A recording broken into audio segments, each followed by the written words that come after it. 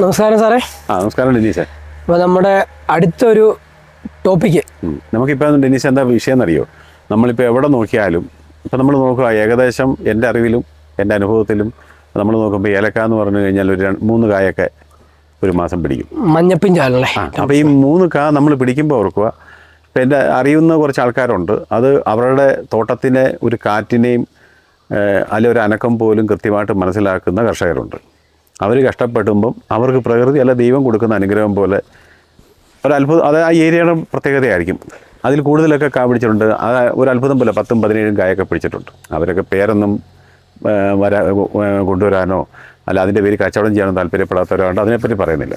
ഇപ്പം നമ്മൾ പൊതുവേ കാണുന്നതാണ് മഞ്ഞപ്പിഞ്ചെന്ന് പറഞ്ഞു, മഞ്ഞപ്പിഞ്ച് ഡ്രോപ്പിംഗ് എന്നും പറഞ്ഞു. അതായത് ഏലത്തിന് വേണ്ടുന്ന ഒരു കാലാവസ്ഥ സെറ്റിങ്ങിന് വേണ്ടുന്ന കേട്ടോ.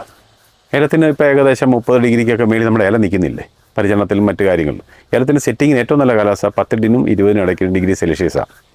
അപ്പോൾ ഈ ചൂട് കൂടിക്കഴിയുമ്പോൾ സ്വാഭാവികമായിട്ടും ഡ്രോപ്പിംഗ് വരും. അതിന് നമ്മൾ മഞ്ഞപ്പിഞ്ചെന്ന് പറയും. ഈ പൊതുവേ മഞ്ഞപ്പിഞ്ച് വരുന്നതിന് പല കാരണങ്ങളുണ്ട്. അതായത് നമ്മുടെ ന്യൂട്രിയൻസിൻ്റെ കുറവുകൊണ്ട് വരുന്നുണ്ട്, പെസ്റ്റ് അറ്റാക്ക് ഉണ്ടാകും, ഫംഗൽ അറ്റാക്ക് ഉണ്ടാകും. ഈ കാലാവസ്ഥയുടെ കാര്യങ്ങളുണ്ടാകും. ഒരുമാതിരി കുറച്ച് കൃഷിക്കാരൊക്കെ കാലാവസ്ഥാ വ്യതിയാനത്തെ ഓവർകം ചെയ്യാനായിട്ട് പലതും ചെയ്യുന്നുണ്ട്. നമ്മുടെ പൊട്ടാസ്യം സിലിക്കേറ്റ്, സിലിസിക് ആസിഡ്, പിന്നെ നമ്മൾ ഈ പറഞ്ഞു കഴിഞ്ഞാൽ സീവീഡ് ഉപയോഗിക്കുന്നുണ്ട്. അങ്ങനെ പല പല കാര്യങ്ങൾ, ന്യൂട്രിയൻസും പല കാര്യങ്ങളും കൊടുക്കുന്നുണ്ട്. എന്നാലും ഡ്രോപ്പ് ചെയ്യുന്നുണ്ട്. പിന്നെ ആദ്യമേ നമ്മൾ മനസ്സിലാക്കേണ്ട കാര്യം എന്ന് പറഞ്ഞു കഴിഞ്ഞാൽ, ഈ പറഞ്ഞു കൂട്ട് ഇത് അടിച്ചാൽ ഇതാവുമെന്ന് പറഞ്ഞാൽ നമ്മൾ ചിന്തിക്കുക, നമ്മുടെ ശരത്തിൽ കാ പിടിക്കുന്നുണ്ട്, സെറ്റിങ് ഇതുവരെ കുഴപ്പമുണ്ടായിട്ടില്ലെങ്കിൽ, ഇപ്പോൾ ഡ്രോപ്പിങ് വന്നിട്ടില്ല, അല്ല മഞ്ഞപ്പിഞ്ച് വന്നിട്ടില്ലെങ്കിലും അത് വലിയ വീണ്ടും നമ്മൾ പറഞ്ഞിട്ടും കൃത്യമായിട്ട് പോവുകയാണെങ്കിൽ അത് ഡ്രോപ്പിങ്ങിലൂടെ പോകാനുള്ള ചാൻസ് കുറവായിരിക്കും. അത് പുതുശരം വരുമ്പോൾ കുറച്ചുകൂടി ചാൻസ് കൂടുതലായിരിക്കും. അത് കാലാവസ്ഥയോട് പൊരുത്തപ്പെട്ടിട്ടില്ല, അതുകൊണ്ടാണ്. പിന്നെ ഇനി ഒരു കാ ഡ്രോപ്പിങ് വന്നെന്ന് വെച്ചോ, അത് വീണ്ടും പുതിയൊരു രീതിയിലാക്കണം എന്നുണ്ടെങ്കിൽ നല്ല ടെമ്പറേച്ചർ വരണം, നല്ല പരിചരണം വേണം. അത് നോക്കി മാത്രമേ ഇതിലോട്ട് പോകാവുള്ളൂ. പിന്നെ അനാവശ്യമായിട്ടുള്ള കാര്യങ്ങളൊക്കെ മരുന്നുകളൊക്കെ ഉപയോഗിച്ച് കഴിഞ്ഞാൽ ചിലപ്പോൾ വീണ്ടും ഡ്രോപ്പിങ് വരും, സെറ്റിങ്ങിന് ബുദ്ധിമുട്ട് വരും, ചിലപ്പോൾ കൊത്ത് സഹിതം പോകും. അതുകൊണ്ട് ആ പരിപാടിക്കൊന്നും പോകരുത്. നമ്മൾ കൃത്യമായിട്ട് കാര്യങ്ങൾ കൊടുക്കുക, മരുന്ന് വേണ്ടത് കൊടുക്കുക. പിന്നെ ഈ പൊടിമഴ പെയ്യുവാണെങ്കിൽ ഫംഗൽ ഇൻഫെക്ഷൻ, പിന്നെ ചൂട് കൂടിയ ഒരു കാലാവസ്ഥയാണ്. ചൂട് കൂടുമ്പോൾ നമ്മൾ ശ്രദ്ധിക്കുക, കൃത്യമായിട്ട് മരുന്നിൻ്റെ ആപ്ലിക്കേഷൻ കൃത്യമായിട്ട് പോവുക, ശരിയായിട്ടുള്ള മരുന്ന് പോകണം. ശരിയായിട്ടുള്ള ഇപ്പം ഞാൻ ചില ഏരിയയിലൊക്കെ പോകുമ്പോഴത്തേക്ക് ഈ സമയത്തെന്ന് വെച്ചാൽ യാതൊരു കൺട്രോളും കിട്ടാത്ത മരുന്നുകൾ ഉപയോഗിക്കുന്നുണ്ട്. അതായത് തണ്ടുതുരപ്പനായിട്ട് സക്കിങ് പെസ്റ്റുള്ള മരുന്ന് ഉപയോഗിക്കുന്നുണ്ട്. ഇത് ചുമ്മാ ആൾക്കാർ പറയുന്നത് ഉപയോഗിക്കണം. അപ്പോൾ നമ്മൾ ശരിക്കും ചെയ്യേണ്ടതെന്ന് വെച്ചാൽ ചൂട് കൂടുന്ന കാലാവസ്ഥയിൽ പലതിൻ്റെയും മുട്ട വിരിഞ്ഞ് പുതിയൊരു ജനറേഷൻ ഉണ്ടാകാനുള്ള സാധ്യത കൂടുതൽ. ഈ ഹ്യൂമിഡിറ്റി കൂടി നിൽക്കുന്നു. ഈർപ്പണം വന്നു കഴിഞ്ഞാൽ ഫംഗൽ ഡെവലപ്പ് ചെയ്യും. ഈ ചൂട് സമയത്ത് ഡെവലപ്പ് ചെയ്യുന്നു, ഫിസീറിയം അടക്കമുള്ള ഷീറ്റ് ബ്ലൈറ്റ്, ഇങ്ങനെയുള്ള സാധനങ്ങൾ. ഇപ്പോൾ ഇതിനുള്ള കാര്യങ്ങൾ നമ്മൾ കൃത്യമായിട്ട് പോവുക. പിന്നെ മഞ്ഞപ്പിഞ്ച് വരുന്നെങ്കിൽ നമ്മളൊരു കാര്യം ചെയ്യുക, അനാവശ്യമായ പ്രാക്ടീസിലോട്ട് പോകാതെ കാലാവസ്ഥ ശരിയാവുന്നത് വരെ നിൽക്കുക. ഈ ശരത്തിലൊക്കെ വന്നിട്ട് മഞ്ഞപ്പിഞ്ചാണെന്ന് പറയുമ്പം നമ്മൾ കൃഷിക്കാരുടെ ബോധവാന്മാരായിരിക്കാൻ വേണ്ടി ഇത് പറയുന്നത് കേട്ടോ. അനാവശ്യമായിട്ടുള്ള പ്രയോഗങ്ങളോട്ട് പോകാതിരിക്കുക. പിന്നെ നമുക്കറിയാം, നനയ്ക്കാൻ ഒരു തുള്ളി വെള്ളമില്ലാത്ത ആൾക്കാരോട് എന്നോട് വിളിച്ച് ചോദിച്ചിട്ടുണ്ട് കേട്ടോ. എന്നോട് വിളിച്ച് ചോദിച്ചെന്ന് വെച്ച് കഴിഞ്ഞാൽ ഈ സാധനം അടിച്ചാൽ ശരിയാവുമെന്ന് വെച്ചാൽ ഞാൻ അവർക്ക് പറഞ്ഞു, നിങ്ങൾക്ക് നനയ്ക്കാൻ വെള്ളമുണ്ട്, അവർക്ക് നനയ്ക്കാൻ വെള്ളമില്ല. അപ്പം അങ്ങനെയുള്ള പ്രാക്ടീസിലോട്ടൊന്നും പോകാതെ ശരിയായിട്ട് വരിക. പിന്നെ അമിതമായിട്ടുള്ള ഡ്രോപ്പിങ് വരുമ്പോൾ ഇതാ പറഞ്ഞത്, അറിയാവുന്ന ആൾക്കാരെ വിളിച്ച് നോക്കിയിട്ട് തന്നെ ചെയ്യുക.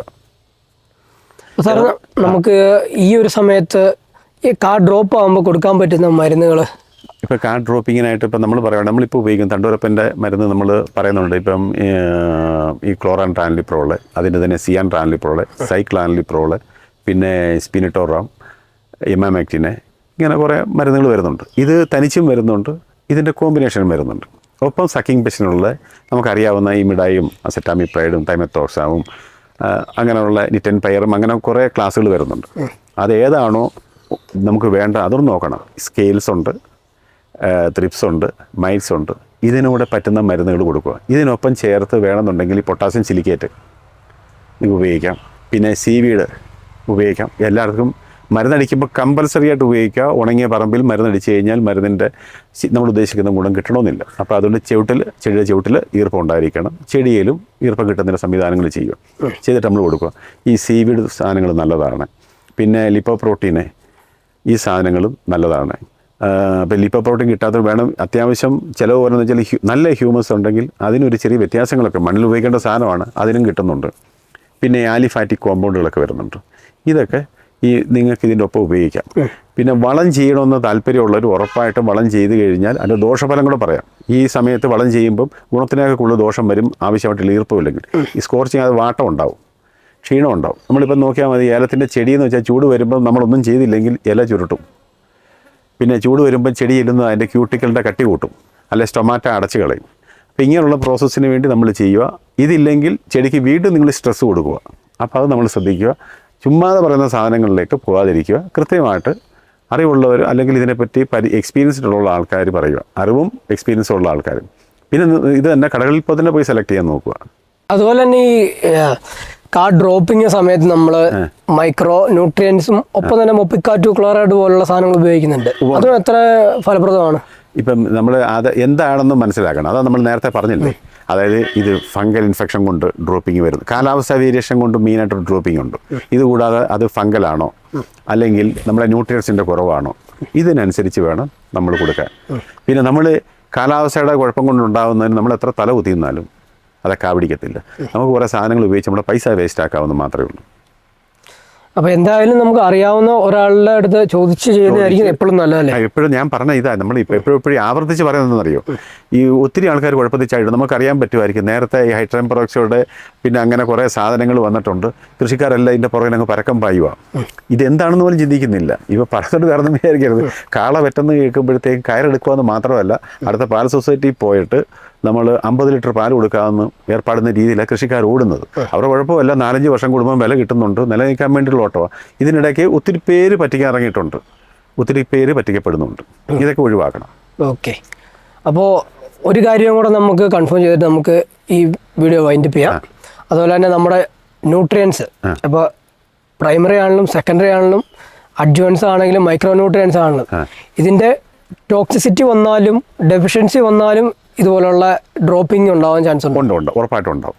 പിന്നെ ഇതിന് ഇപ്പോൾ ഞാനിപ്പോൾ ഈ പ്ലാറ്റ്ഫോമിൽ തെറ്റായിട്ടുള്ള പ്രാക്ടീസും കാര്യങ്ങളും ഒക്കെ ഉണ്ട്. അതായത് നമ്മളൊരു ഡോക്ടറായിട്ട് പ്രാക്ടീസ് ചെയ്യണമെങ്കിൽ അവർക്ക് MBBS അടക്കമുള്ള കുറേ ഡിഗ്രി, അല്ലെങ്കിൽ BDSO അല്ലെങ്കിൽ BAMS ഒക്കെ വേണം.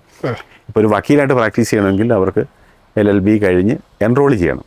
അപ്പോൾ ഇങ്ങനെയുണ്ട്. ഇപ്പോൾ ഇതിനു വേണ്ടി നിയമങ്ങൾ കൃത്യമുണ്ട്, കുറച്ച് പരിഷ്കാരങ്ങൾ വേണം. സെൻട്രൽ ഗവൺമെൻറ്റിൻ്റെ ഉണ്ട്, നമ്മുടെയും ഗവൺമെൻറ്റിൻ്റെ കാര്യങ്ങളിലായിട്ട് ആ നിയമം നമ്മൾ നടന്നുകൊണ്ടിരിക്കുക. അതിനാകുമ്പോഴത്തേക്കും പിടിക്കപ്പെടും, അതിനുള്ള കാര്യങ്ങളൊക്കെ വരും.